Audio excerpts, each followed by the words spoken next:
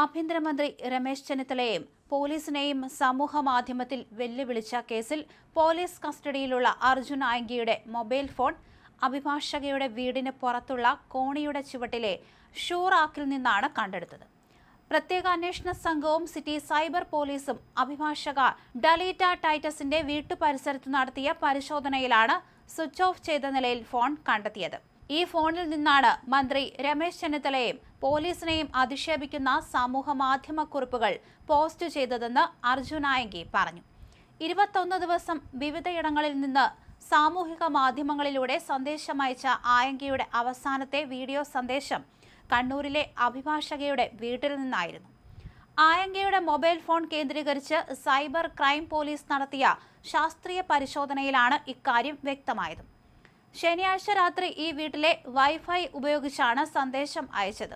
ആയങ്കി അയച്ച എല്ലാ വീഡിയോ സന്ദേശങ്ങളും സുഹൃത്തുക്കളുടെയോ സ്ഥാപനങ്ങളുടെയോ വൈഫൈ ഉപയോഗിച്ചാണെന്നും സൈബർ സംഘം കണ്ടെത്തി. ഫേസ്ബുക്കിന് അപേക്ഷ നൽകി സാമൂഹിക മാധ്യമങ്ങളിലൂടെ ആയങ്കി പുറത്തുവിട്ട വീഡിയോ സന്ദേശത്തിന്റെ ഉള്ളറകൾ തേടി സൈബർ ക്രൈം പോലീസ് ഫേസ്ബുക്കിന് അപേക്ഷ നൽകിയിട്ടുണ്ട്. സന്ദേശം പുറപ്പെടുവിച്ച സ്ഥലങ്ങൾ, ആരുടെയൊക്കെ വൈഫൈ ഉപയോഗിച്ചത് തുടങ്ങിയവ ശാസ്ത്രീയമായി കണ്ടെത്താൻ IPDR തുടങ്ങിയവ പരിശോധിക്കും. ഇന്റർനെറ്റ് പ്രോട്ടോകോൾ പ്രകാരം ഇന്റർനെറ്റ് ഡേറ്റ ശേഖരിക്കും.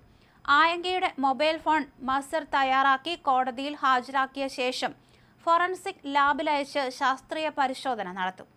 അതേസമയം ക്രിമിനലുകൾ സൂപ്പർ സ്റ്റാറുകളല്ലെന്നും കുറ്റകൃത്യ പശ്ചാത്തലമുള്ളവരെ സോഷ്യൽ മീഡിയയിലൂടെ മഹത്വവൽക്കരിക്കുന്നതും പിന്തുണയ്ക്കുന്നതും ക്രിമിനൽ പ്രവർത്തനമായി തന്നെ കാണുമെന്നും ക്രമസമാധാന ചുമതലയുള്ള ADGP P. വിജയൻ പറഞ്ഞു. സ്വർണ്ണക്കടത്ത്, തട്ടിക്കൊണ്ടുപോകൽ തുടങ്ങി നിരവധി കേസുകളിൽ പ്രതിയായ അർജുൻ ആയങ്കിയെ സോഷ്യൽ മീഡിയയിൽ പിന്തുണച്ചവരുടെയും അനുകൂലിച്ചവരുടെയും കൃത്യമായ പട്ടിക പോലീസ് തയ്യാറാക്കിയിട്ടുണ്ടെന്നും അദ്ദേഹം വ്യക്തമാക്കി. ഇത്തരത്തിൽ ക്രിമിനലുകളെ ആവേശത്തോടെ സോഷ്യൽ മീഡിയയിൽ ആഘോഷിക്കുന്നവരുടെ വീടുകളിൽ പോലീസ് സംഘം ഉടൻ തന്നെ പരിശോധനയ്ക്കെത്തും.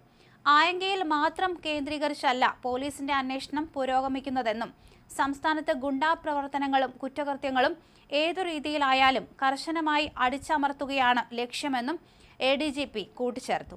അർജുൻ ആയങ്കിയെ പിടികൂടാൻ വൈകിയെന്ന വിമർശനങ്ങൾ തള്ളിയ ADGP ഇതിനു പിന്നിൽ പോലീസിന്റെ വ്യക്തമായ തന്ത്രമുണ്ടായിരുന്നുവെന്ന് പറഞ്ഞു. വെടിവെച്ച് പിടിക്കേണ്ടത്ര ഗൗരവമുള്ള സാഹചര്യമൊന്നും അവിടെ ഉണ്ടായിരുന്നില്ല. അയാൾ എത്രത്തോളം ഓടുമെന്നാണ് പോലീസ് നോക്കിയത്.